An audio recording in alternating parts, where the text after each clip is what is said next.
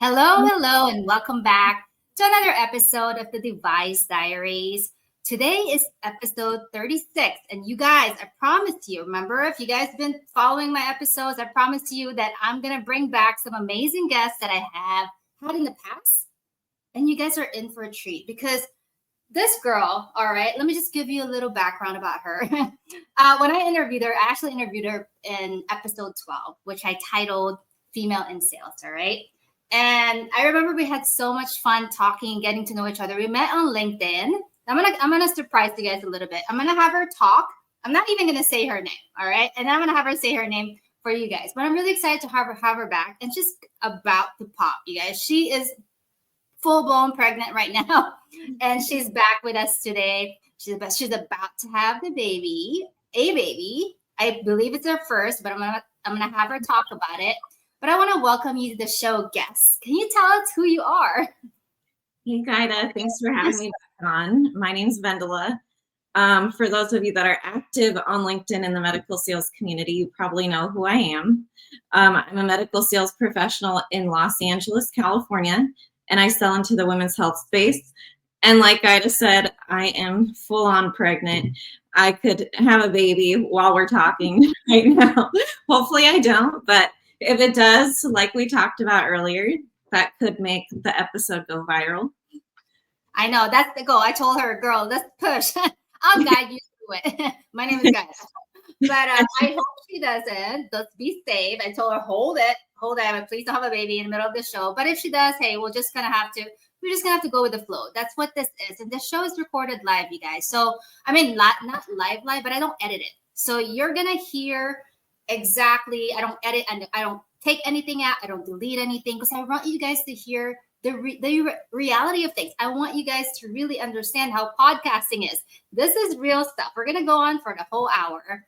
And today I'm really excited because the last time I talked to Vendela, we talked about female in sales. Okay. So I figured what best way to do a sequel and title this episode. Today's episode 36 of the Device Diaries, which I titled Female in Sales Part 2. All right, Vendela. So what's been going on? Catch us up. What's new with you? So much. So I'm still at the same company I was the last time that we talked. And yeah, I'm trying to think when we actually did our interview. When was that? Like a year ago? No, I haven't been on for a year. I would say about 6 months ago. It's been a minute. So that was 12. That was episode 12. I'm at episode 36 now. Wow. So, okay. So I guess it just feels like so much has happened since the last time we talked, but like I feel like I stay pretty consistent with the things that I do, like continuing to educate myself and just growing in my sales role. So for those of you that have looked at my page or do look at my page, I've been in medical sales for 5 years. So I still consider myself a newbie. So like when I post, it's not because I think I know everything. It's like, hey, what I'm learning and like what I'm learning from the mistakes that I've made, etc. So, still growing my territory. Now I'm on maternity leave, about to have a baby. Okay, she froze, you guys. I think her internet is off, so she's gonna figure it out. But I will have her come back on. I know technical issues, right? Oh, there she is. She's back. Okay. All right. You paused when you said I'm about to have a baby.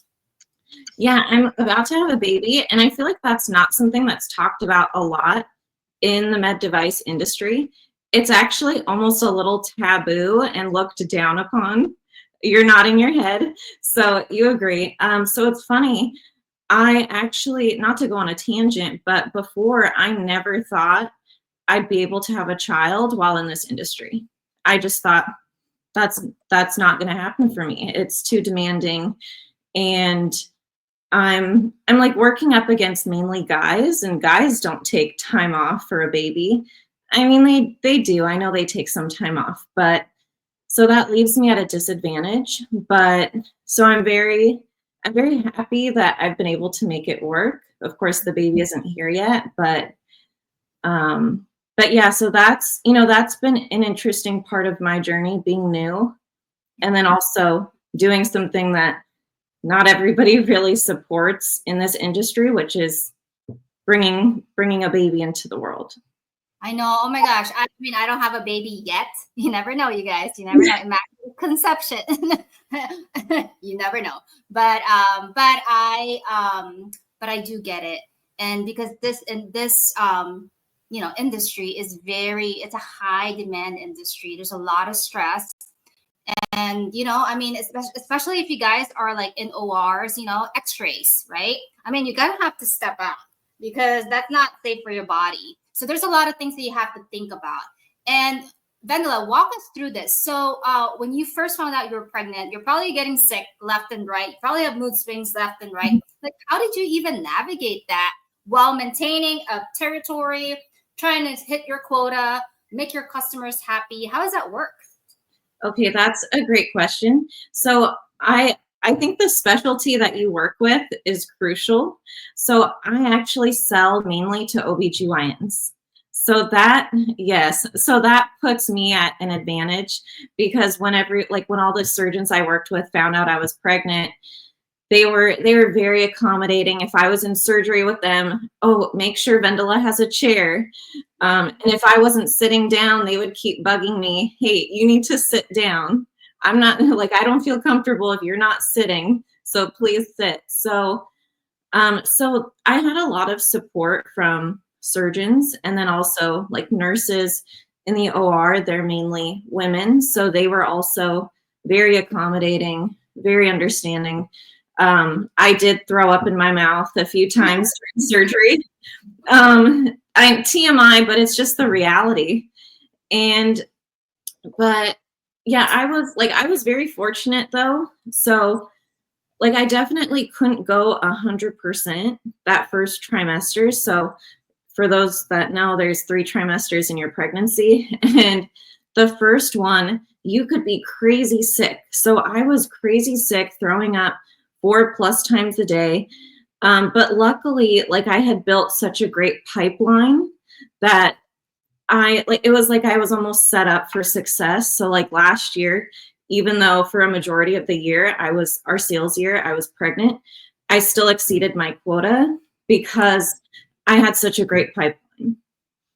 Yeah, and that's actually a great sequel to what I was about to ask you next, because I was gonna ask you this, hey, so what is your advice to future moms out there that are in med device right now, right?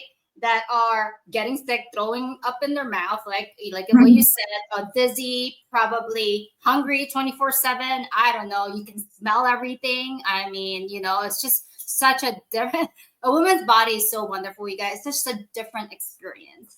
And what would you give them as an advice? Okay, guys, we're gonna drop some tips right now for you guys, so please write this down. As far as how do they make sure that when the baby comes out, that they're set up for success, other than building a good pipeline? That's a great question. So of course, yeah, build a good pipeline. But and I feel I know I touched on that, but I do feel like that's probably one of the most important things to do, only because I promise you're going to want to go 100%, 110%. But if you're sick and pregnancy fatigue is like nothing I've ever experienced before, you'll probably be able to go 80%. No manager wants to hear that, but it's just the truth. It's you get baby brain, you're just not the same. But so if you can have a good pipeline, you'll be set up for success. But also, I told my manager right away, you don't have to do that, but that really helped too. So we were able to plan and strategize my territory.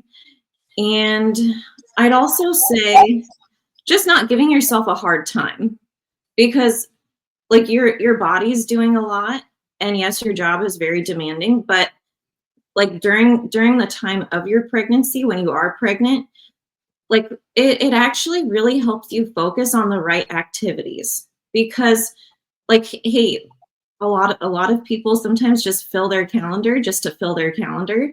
But if you don't have that same energy that you had before, you have to be extra strategic with what you're doing. So I would say, like, even though, yes, maybe I wasn't able to do as much as I was in the past, I still got as much, if not more, done because I was more intentional with my time.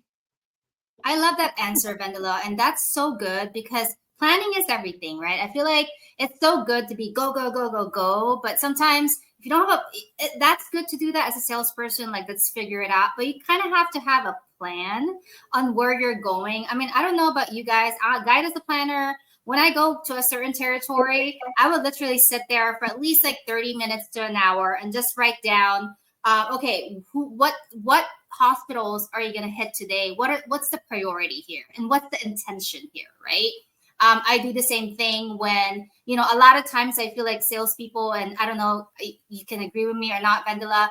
A lot of times we are like, go, go, go, hitting all this gazillion accounts in one day. And then what? We forget to follow up.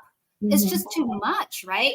So what is your advice on that? Like, how do you strategize your day to where, okay, today I was gonna hit 3, but then I'm tired, I'm pregnant, I may only be able to hit 2 today. How do you make sure that maybe in a couple of days I'll hit an extra one just to kind of keep up? And then the follow-up question to that is this: what is your how does your follow-up go? Like, how do you follow up? Do you wait 2 weeks, 3 weeks? How does that work for you? She's gonna come. Okay, you froze again. So today's episode 36, guys, of the Device Diaries, which I titled "Female in Sales." All right, are you back? She's back. Yes, I'm back. So, okay. Do you remember the question? Yes. Right. Okay. So your first question was how do I plan my days if, hey, I am pregnant and maybe I don't have the same energy on it each day. So like for me, I just look at like where can I make the most impact, like towards whatever my sales goal is. So, and it's like I feel like that should be our mindset all the time, but like I said, it's even more heightened when you're pregnant, and I feel like I've learned so much during this time. But so definitely looking at, okay, like where can I make the most impact, and not driving places without something scheduled or knowing for sure that the surgeon I want to speak with is there, because I can't waste any of my time. So, and we shouldn't be wasting our time, but I think sometimes we all do that. We go somewhere and kind of fingers crossed, hope the person that we want to talk to is there. And then kind of like what you said, taking advantage of the days that, hey, I do feel better. I do have more energy. So, hey, today I'm feeling a lot better. I'm going to do some extra work this day. So it's like nothing's really lost, and I'm also being more strategic and intentional with my time, calling an office ahead of time, making sure the surgeon's there or the office manager's there, so no time is wasted. All right. And then the second question, Vendela, is like, what is your follow-up like? Like, how long do you wait? Do you wait 2 weeks, 3 weeks? I know there's different strategies out there, but what does your follow-up look like? Okay, good question. So it depends on the conversation, but I'll get into that into more detail, but I also set expectations. So instead of, I'm sure you do the same thing because you're nodding, but like if I talk to a surgeon, I'll tell them, hey, I will check in with you tomorrow, or I'll check in with you at the end of the week, or I don't know, for some reason, let's just say, hey, I need to check in with them in a week or two. But I have that expectation set. So when I do reach out to them, they're expecting it. I'm not bugging them. They might forget that you told them, but you can remind them. Like I do that all the time. I remind them, hey, I'm like, if they're like, oh, what's this about? And I'll remind them, hey, we met a few days ago. I told you that I was going to follow up with you on XYZ. Mm-hmm. I love that answer, Vendela. I think a lot of salespeople kind of forget that aspect of like, the people that we sell to, they see so many people all the time. Mhm. I mean, if you forget, I have to be very strategic, intentional about my notes because I'm really bad at remembering names, you guys. So I have Susie. Susie, she has 2 dogs, blah, blah, blah. Mary, she has 2 kids. The names are this, blah, blah, blah. These are the conversations we had at this specific facility at this specific time. Same thing with follow up stuff. A lot of times they just say, yeah, yeah, yeah, yes to everything, right? Just to like, yeah, we all do this. I mean, put yourselves in their shoes. When you're getting bombarded with salespeople 24/7, you just kind of want to kick them out of the door. I'm like, yeah, I got it. Yeah, follow up, sure, whatever. But you almost have to what makes you sticky? Like what makes you stick? What makes you stand out is this. Remind them of the conversation. Hey, doc, remember when you said that this was an issue for you on our conversation? Remind them of the problem. And my name is so and so. I was just there the other day. I told you told me, not I told you told me that you wanted me to reach back out and follow up. So here's the email, and here are the things that I can provide as far as solution goes. And then have like whatever it is, like studies on there, have maybe brochure on there, link to stop. So here's the thing, you guys. Stop dropping off brochures that are printed out. That's old school, okay? A lot of times they just put it in the trash. I don't know about you, Vendela. That's the way I look at it. I don't print stuff. I even I have to like print business cards. I would prefer to just like, hey, give me your phone. Here's my number. You know what I mean? Just because it's more sticky. I can tell you every time I walk into account, I look in the trash. Guess what's in the trash? Brochures and business cards. So, what do you say about that, Ben? Yeah, so when I first started in med device, I was dropping off brochures all the time. But the thing that does, so not only does it go in the trash, but then the surgeon already knows what you want to talk to them about. Like, so let's just say, hey, you go to the office and you're not able to get a meeting. Okay, fine. Like come back next week or come back in a few weeks, but I don't know, I just don't think you should lay everything out on the table for them because you're already allowing them to say no. So I'd rather, hey, it's fine. I'll come back, try to schedule a meeting another time, then drop off brochures, let them read through it, and decide without speaking to me if we should work together.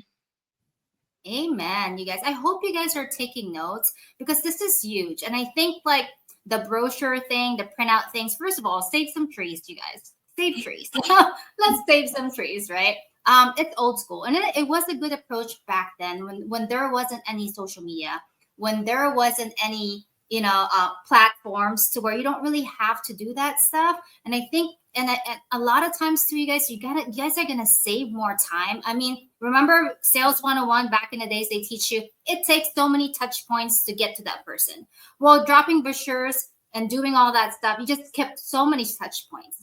All right, now Vendela, we talked about LinkedIn a lot. You and I met on LinkedIn. All right, and I stress this out because I feel like nowadays there's so many reps that are afraid of LinkedIn. They use it to stalk versus create a brand like you and I did so people can stalk you and get to know you. So can you walk us through what made you decide to create a LinkedIn brand? If you guys are not following her, I'm telling you, this girl is badass. What made you, what was that day like for you to where, okay, it's time to pivot and do something different than every single salesperson is doing? Okay, great question. So, okay, and I have to say for those that don't know, Guida is like the OG of medical salespeople on LinkedIn. I seriously think you were probably one of the first people posting on LinkedIn as a medical sales rep. So, gosh, it feels like so long ago, but like I started posting 2 years ago, and I was at Hologic at the time, which is a women's health company, but I know, guys, we're having internet issues, so you guys are just gonna have to deal with okay, it. There she is. She's back. All right. what was the last thing you heard? So you were at the women's conference. Okay, so at the time I was at Hologic, a women's health company, and I needed to relocate for personal reasons just to be close to family. And I knew, okay, I'm going to have to look for a new job. So when people start looking for a new job, where do they go? LinkedIn. So went on LinkedIn and I actually came across Omar Khatib, and he was talking about it again, like another OG med tech LinkedIn person. If you guys aren't following him, you need to. But so I came across his content, and it's funny, before LinkedIn, I didn't use Instagram. I didn't use any social medias because I always thought if I'm not sharing something or I don't have a business, what's the point? So, but like when I heard Omar talk about like the importance and basically the importance of using LinkedIn in this industry, it really opened my eyes. And I thought, well, yeah, I should be promoting myself and I can use it to work with surgeons. So I went through his course and the rest was history. Like I started posting, like I said, 2 years ago. And if you look at my content from when I first started versus now, wildly different. But I was very much inspired by Gaida because she was one of the first people I think that went through Omar's course. And so she was just like, I just thought, oh my gosh, she's beautiful. She's in the industry. She has a lot of experience. She gets tons of engagement on her content. It's clinical. It's also sales related. So I was like, I want to be like that. And yeah, and so I've been consistent. It's taken time to grow, but yeah, I agree with what you said. A lot of people are scared of Yes, LinkedIn. yes, you guys. And oh my gosh, you're so sweet. Thank you so much for that. That means a lot. I'm like tearing up right now. I mean, don't lose it, guys. I'm like, you're not the one who's pregnant. She is. Okay, so yes, you guys, yes. And this is really cool. And I actually did Omar's course as well. And I remember same story of like it was actually during COVID and everything was shut down. And I just really needed to pivot. I was broke. I was about to lose everything. And I'm like, Gaida, you need to figure out a way on how to sell using social media. And it's funny, Vendela, when I talk to people about this, they were so surprised. I said, I'm really bad at public speaking. I'm bad in front of camera. They're like, no freaking way. We see all your content and everything.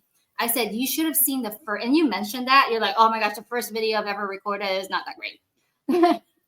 It's still on my LinkedIn. If you guys want to look it up, go back. First, it was not good. I looked like a nervous wreck. It took me an hour to record that video, and it was a 30-second video. And I was shaking like a leaf. I'm like, oh my gosh, sweating my ass off. But I knew this. I knew one thing. I knew that I cannot be like anybody else. I need to pivot. I need to figure out a way. I need to figure out a way to be different and to provide value. And the only way I can do that, talk about persuasion. So we're going to talk about that right now. Great segue again. I mean, thank you. Thank you. Oh my gosh. I love talking to Vendela because she stimulates my brain because her and I think alike. Talk about persuasion 101. All right. Think about what every salesperson is doing. The same exact thing. They're begging for business. They're going into accounts. Please buy my stuff. This is my same exact strategy. Okay. Now, the difference between Vendela and I and the rest is this. We're not doing that. What we're doing is this. We're showing we're showing the world how we're helping customers. We're providing value, right, Vendela? So let's talk about that for a second, Vendela. Why do you think that if you just have a good value proposition that has nothing to do with your product, but everything to do with your customers, why do you think that leads to success? Okay, say that one more time. Yeah. So when we talk about value proposition, right? We talk about not just about our products, meaning features and benefits. Mhm. So if you come into an account, hey doc, here's my product.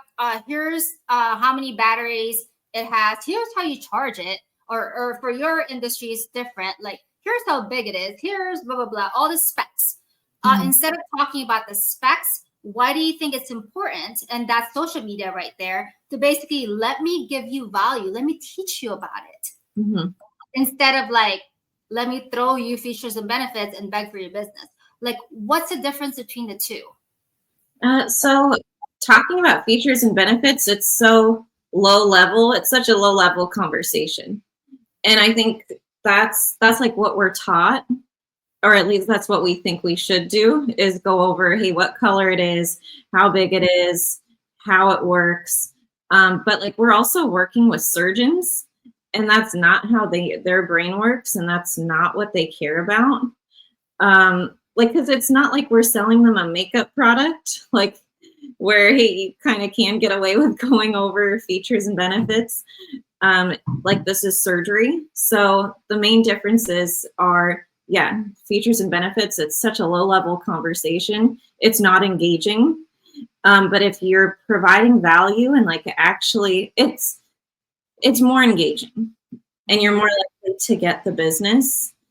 But you definitely have to take time yourself to figure out what the value is, because your company probably won't emphasize or go over like what the true value is.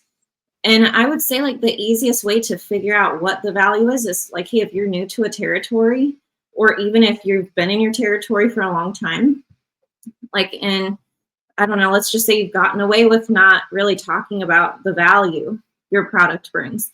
Ask customers, like, hey, why do you use this? Like, what benefit does this bring you and your patients? What are you seeing? Like, what has this solved for you? Because yeah, like you only get so much training and so much information, and usually it is features and benefits. Yes, and you guys are responsible for educating yourself. I feel like there's so many, and Vendela understands this. There's so many sales reps that complain, I'm not successful because sales training only taught me so much. Well, guess what? You are responsible for your own education. You are responsible for your own success. To stop blaming others. And I feel like a lot of times people, sales people in general, the ones that doesn't make it, the ones that are not successful, are the ones that blames their company for I didn't get educated enough, so I suck and I didn't make it. Well, it's continuous education, you guys. I was in spine, all right. I started in spine. Nobody educated me. I had to learn on my own. Literally 21st. I speak a different language. My English is not my first language. Vendela can relate to it. English is not my first language. I had to learn English when I first moved to America. Broke into med device. I had to learn med device language. So different. Now I'm into my second industry that I'm in. Different language again, and I'm learning a new language. So here's the thing, you guys. If you guys are not learning constantly, might as well be dead, right? There's no such thing as I stop learning. I know everything. There's no way. I mean, if you're that person, you're not gonna last. Okay, we're talking about, think about maps. Think about maps when it first started. We had a map, and look at our GPS now. It's very fancy, and I can change your language to whatever language I want. I can change your voice or accent to whatever accent I want. Adaptability is huge when it comes to selling. Let's talk about that, Vendela. What do you say about, why do you think adaptability is huge when it comes to selling? Well, I mean, I feel like especially in this industry, it's so important. Like my mind first goes to be in the operating room, because not only are, at least if your job does require you to be in the OR, like you're of course selling to the surgeon, selling to the hospital, and then getting the OR team on board. But when you're in the OR, you need to be able to adapt to whatever is going on. And because like, hey, sometimes things go wrong. Well, often things don't go as planned. But yeah, you need to be able to adapt and be the calm person in the room. Like you can't expect anybody else to keep things cool. That's really your job, is to keep the peace in the room, be adaptable. And, and like things are constantly changing in the industry. So you need to be able to pivot, learn new things. And that's why like I'm constantly educating myself, because like I just said, if you're not growing, you're dying, or you might as well be dead. Especially in this industry. Like you won't get anywhere if you're not continuously growing. Like you need to understand, like someone posted about this the other day, but it's not just clinical information you need to know. You need to understand. You need to understand personalities. I know she froze again. So you guys, we're just gonna keep going. Again, this is being recorded. She's back. So you need to understand personalities, you guys. Like what she's saying, personalities is huge.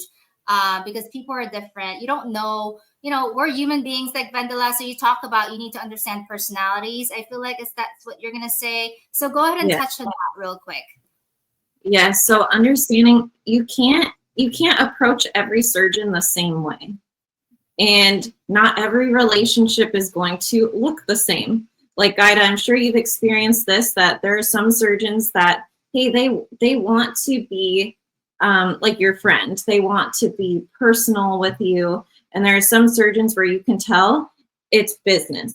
Like they don't want to be your friend. It doesn't mean they don't like you, but they just want to get their surgery done. They just want to treat their patients. And you need to be able to understand that and not treat everybody exactly the same. Yes, they're human beings. They're not robots, you guys. Everybody's different. And also, not just person. You're dealing with what if they're going through something really hard that day? You know, I mean, you don't know that, and they don't talk about it, but they're projecting it. So it's your job to be able to pivot. Like Vendela said it so eloquently. It's like you kind of have to be a mind reader almost in the room of like all these different emotions, all these people. I would always look around and really scan the room and just see posture, understand the way they talk. Are they short? I'm like, oh, she didn't get any sleep tonight, last night. So she's a little short, so I'm not going to annoy her. I'm going to make her life a lot easier, okay? We are not there to sell. We're there to provide solutions, you guys. And unfortunately, the big part of what we do once we sell the product that we're trying to sell them is the service. And I feel like a lot of sales reps forget that part to where just like, rah, rah, rah, let's just sell it. And then we can just have fun and look at our paycheck and go to bed. It doesn't work that way. If you run your business that way, you're not going to last, you guys. You're not going to last. So Vendela, walk us through how do you provide service? How do you make sure your customers are happy post-sale? Okay, so it's all the little things. And I'm sure you've done things like this too. So let's just say I'm working with a surgeon in the OR. Like I always have their numbers, their cell phone numbers. So I get to the OR early, make sure the room has everything that they need. And I will text the surgeon like when I'm there, so they know I'm there early. Like, hey, we're in OR 7. Like you're going to be in OR 7. I already talked to Susie, the scrub tech. She knows what you need. Mary is your circulating nurse. Like just those little things, so then they can go into it knowing, okay, when I get to the hospital, I'm in OR 7. This is the nurse. Okay, this is the circulating nurse. This is the tech. And just working with the team beforehand. So they might ask me, oh, what gloves do they wear? And maybe it's my first time working with a surgeon. I don't know. So I'll text the surgeon, hey, they're asking what gloves you wear. And just helping as much as I can. And then if I notice things during the surgery that, hey, maybe if you had done this could have helped. We'll talk about that after the case. I'll always follow up with them to see how the patient did. And I'll always find some reason to follow up with them. So not just hey, checking on the patient, but also, hey, I'll send you a video on that. Or if I don't know the answer to something, I'll look into that. Even if it's, hey, let's get you more marketing materials. Let's go over X. Let's do a hands-on in your office. It's any little thing you can find to do. just do it. Like something really, like something as small as telling a surgeon which OR they're going to be in. Very helpful, because they're usually running late. You know, they have busy lives. So that's helpful. Like, hey, when they're coming in, all right, I'm going straight to OR, the OR 7, because Vendela told me. Yes. Oh my gosh, Vendela, I love that you said that. I can tell you how many times I've done that. Even like picking up the trash, you guys. Yeah. Picking up the trash and putting, like, moving the trash bin away from the space to where it's, you know, it's going to contaminate all your instruments or your implants, whatever you're selling, if you're in the OR implant sales. Little things, or even helping them put their gown on, you know, right? All those little things matters, you guys, because that's exactly what I'm talking about. Value prop, right? You're adding value. So now, and Vendela can attest to this, now you're no longer an outsider. So think about yourself. First day at school. Everybody doesn't like you. Everybody's already judging you. You're the new girl at school, right? New guy, new girl, whatever you are. So what's gonna make you be a part of the team is being a part of the team. Service. Okay. So let's talk about that for a second. What are the things that you typically do, Vendela, other than like, hey, doc, OR 7, go there? Are there any other things that you can talk about that you do in the OR to make kind of speed things up and to help the the circulating nurse, the scrub, to get things going?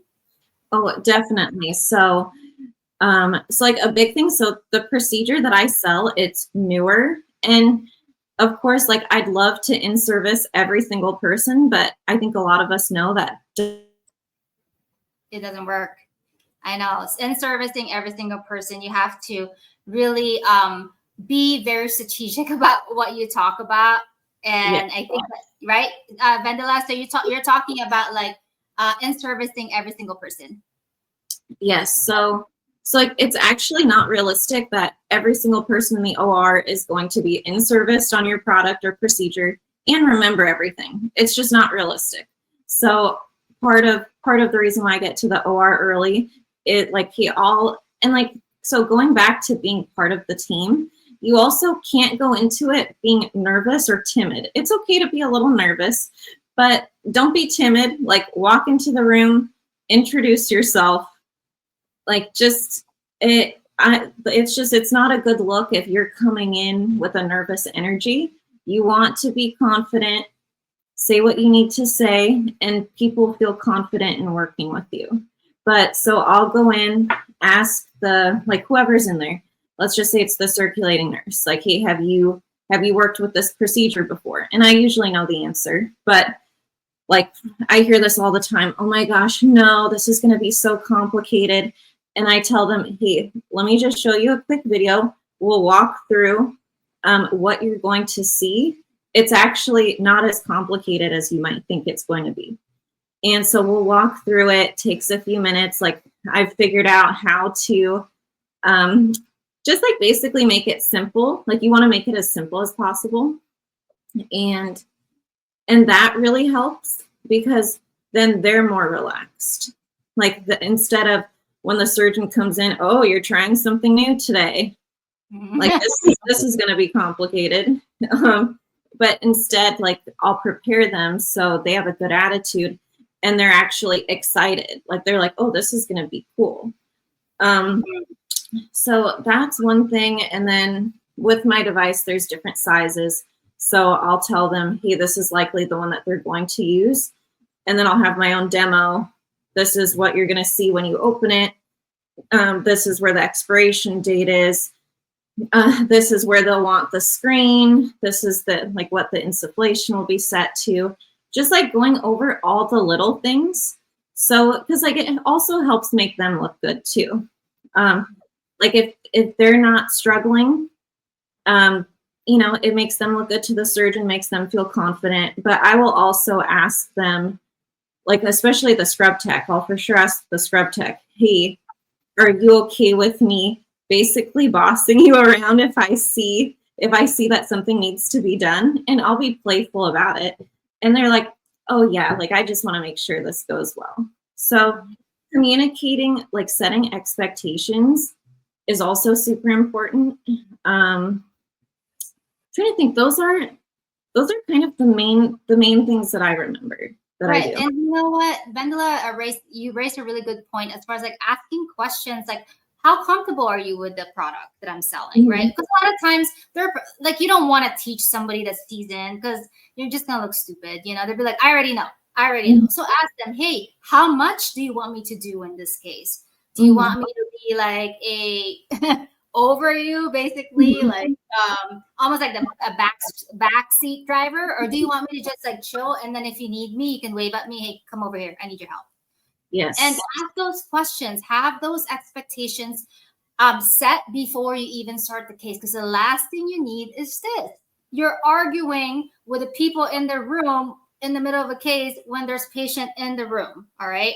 So have those planned out. That's why showing up early is huge. Vanilla said, I show up, I plan everything out. I already know what room. I look at the board. I already know what's going on. I look at what we're doing exactly. I bring the kitchen sink in surgery just to make sure everything goes well. And if it doesn't go well, guess what? I got backups after backups after backups. And that is exactly what makes you stand out. And she also talks about confidence.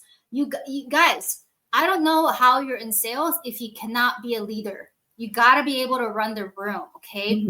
Come in there so confident, not cocky. There is a big difference. Don't act like you're like, you know, especially if you don't have a medical, you know, I don't have a clinical background. So, you know, they're still the experts in the field. But your job is this. Your job is to make their lives a lot easier. Your job is to take away all this different BS they don't really want to deal with. And that's your job.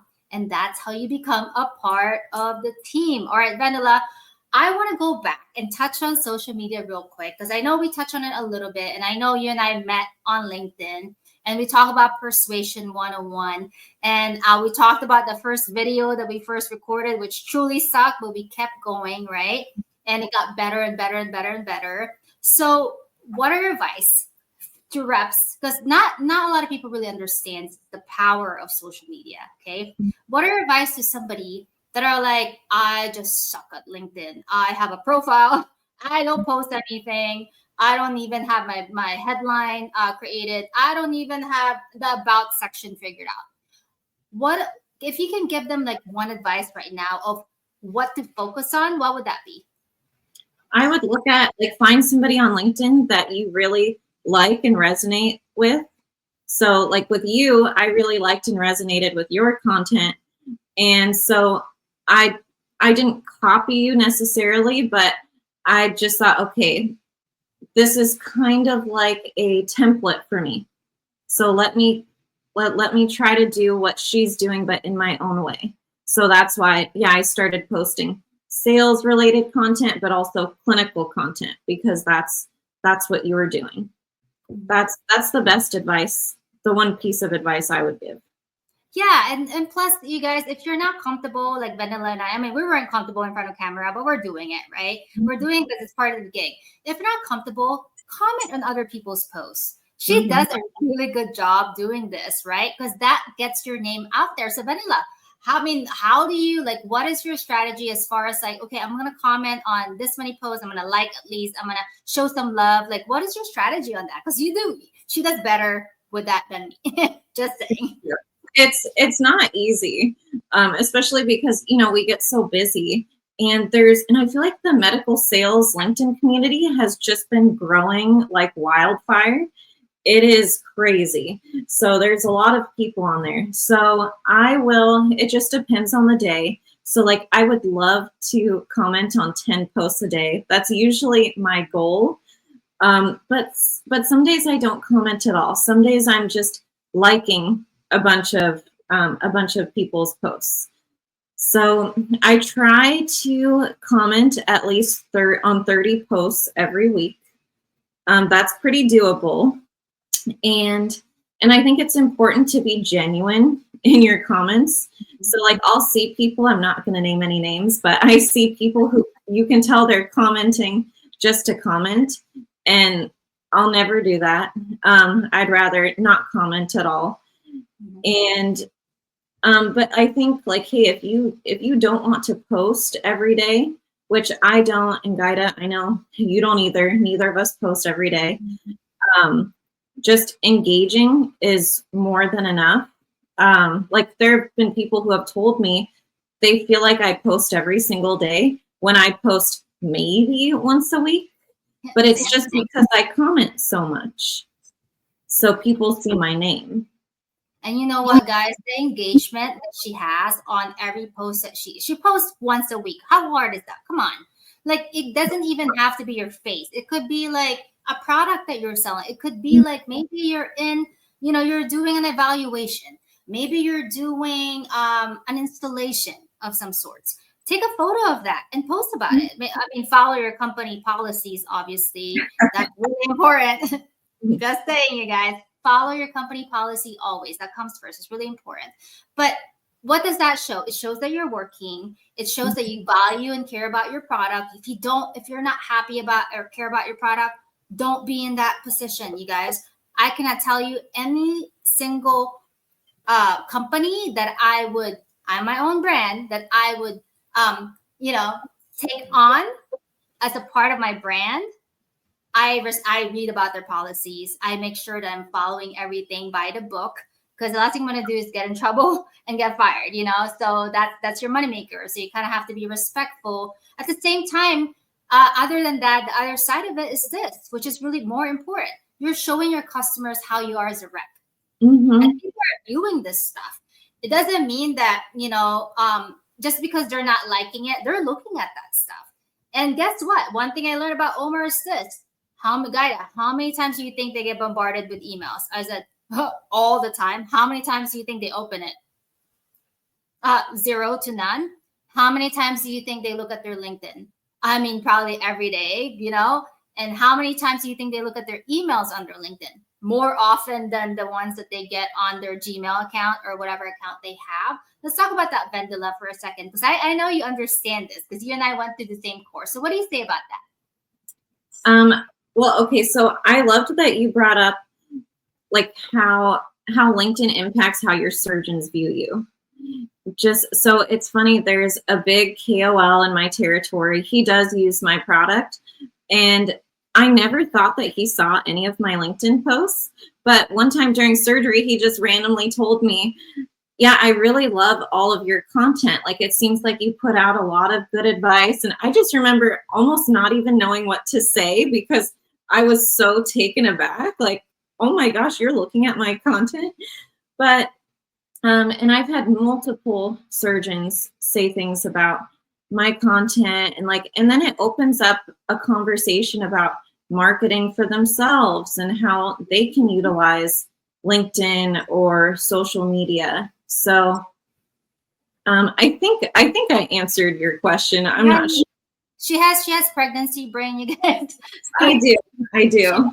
So yes, you did. And one thing that does, I don't know if that even is English. Guys, like it's getting late. But baby brain is contagious. I got the Gaida brain, and she got the baby brain.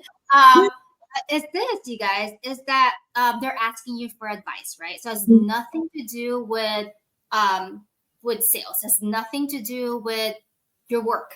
It's like, they see you as an expert in something that they don't know nothing about.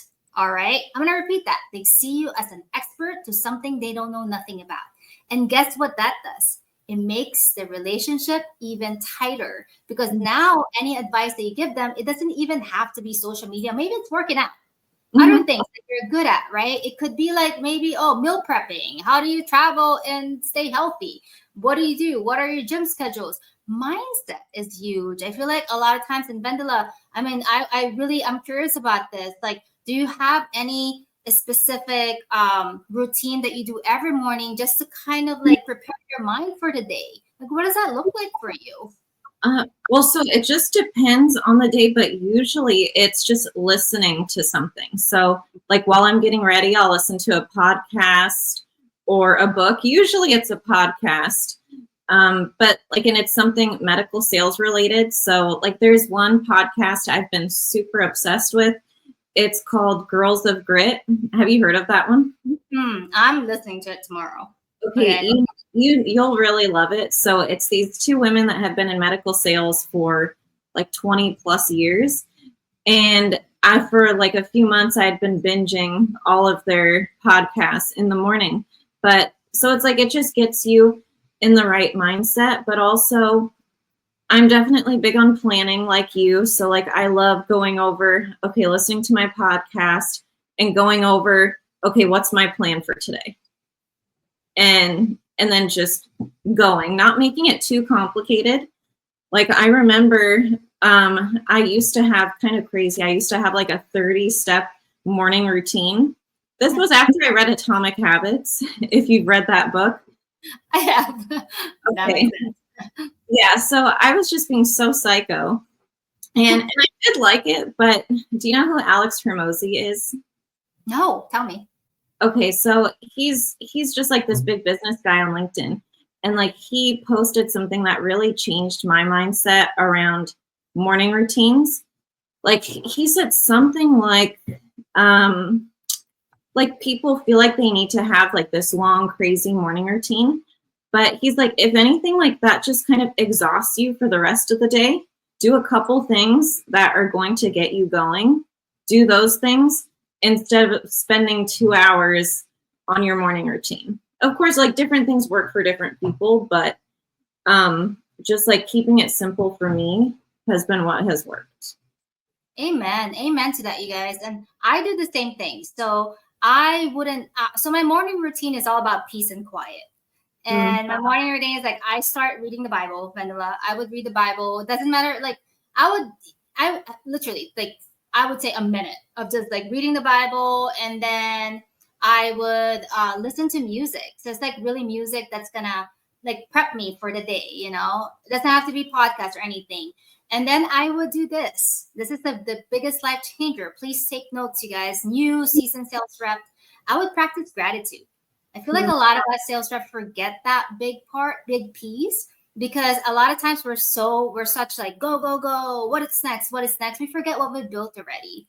And I think like reminding ourselves of what we've built really would change your mindset. And then what? And then I will think about, okay, what do you have to do today, Gaida? Oh yeah, I got a million emails. I got to go discount. So I would pretend in my head, because Gaida has that ask my mom, Gaida, you're like daydreaming all the time. I'll pretend it's already finished, checked off, done. And then what? And then I will think about forgiveness. Okay. Whether it's myself, whether it's somebody that hurt me in the past. And I know it doesn't seem like it's related to sales, but you guys, you are in control of your own emotions. If there's something that's bothering you that day, whether it's a rejection, my last episode talks about rejection of what happened yesterday when you did a sales call, you got rejected, you got yelled at because you didn't have your badge or whatever that may be for you. And then you're like worrying about it. You're stressing over it. Let all that stuff go. Start fresh. The cool thing about waking up every day is you have the ability to start your day fresh. That is the wonderful thing about life, you guys. So you got to learn how to let things go. Past is the past. The only thing you can control in life is the present, is now. Can control the past, can control the future, which is the outcome. All right, we're getting there, you guys. Vendela, is there a specific book that you're reading right now that you can share with us? So I've been reading a few different books.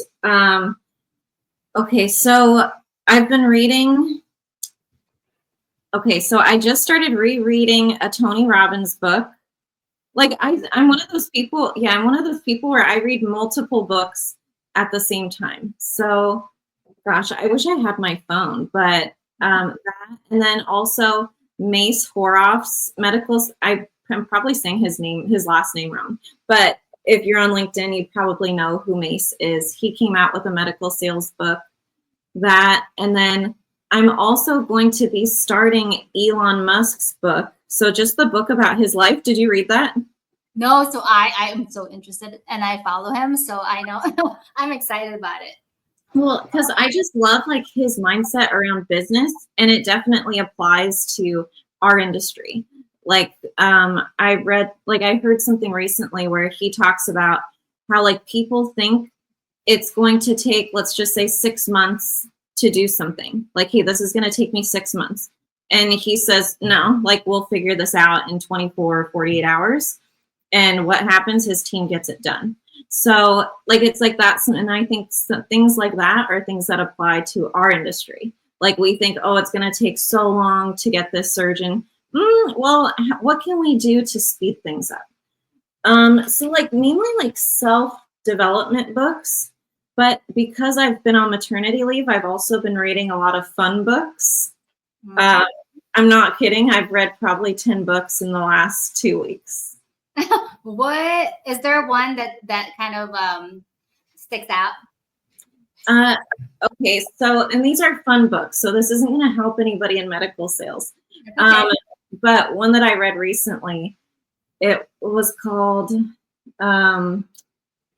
like None of This Is True, something like that. It's like more of a suspenseful book, but I have read that reading books that aren't based on something that actually happened, it actually does help with your emotional intelligence. So I've looked into that. So, because I was feeling bad that I was reading so many fun books, but there are benefits to it. And you know, it's so good. I love that you mentioned that, Vendela. It's really, really good that you guys read fun books too, right? It doesn't have to be serious all the time. It doesn't have to be medical sales. Because one thing I learned, Brian Tracy, I don't remember the exact quote, but he basically said this: if you want to be successful in life, you gotta have to master yourself. You gotta have to master yourself first. It starts with you, right? And like, people are always like, how do I land the next sale? Well, if you're not fully complete and fully mastered, meaning like mind, you haven't mastered your mind, the way you think, the way you react, when it comes to rejection, the way you react when things didn't go your well, the way you react to your customers when they're being mean to you, you know, all those things, you have control. All right, you have control. Okay, we're almost there, you guys. That's going to be another episode. We're going to talk about that deeper. Vendela, can you tell us how they can follow you and find you? Yes, so you can find me. So my name on LinkedIn is Vendela Dubin. Probably the only one on there. And I do have an Instagram, but it's under my dog's name. So that's Charlie. I don't even know what the name is, but yeah, I'm mainly on LinkedIn. Okay. And if people want to reach out, just know, like Gaida, I'm sure you get reached out to by people all the time. If you message me and I don't get back to you within a week, I'm not ignoring you. I'll probably get back to you within a few weeks. There's just a lot of messages and only so much time. Yes, you guys. Same here, you guys. I try really hard. I get I don't want to call it bombarded, but I get a lot of messages every day. And I tried my best to like really answer a lot of those messages. If I don't get back to you, I'm not ignoring you. I'm just really busy. That's why I created this platform, the Device Diaries. Today is episode 36 of the Device Diaries, which I titled Female in Sales Part 2. I really hope you guys took notes.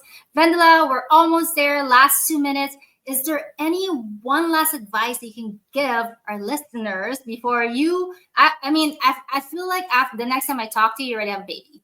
So last advice you can give our listeners before you become a mom. This is so exciting. Yeah.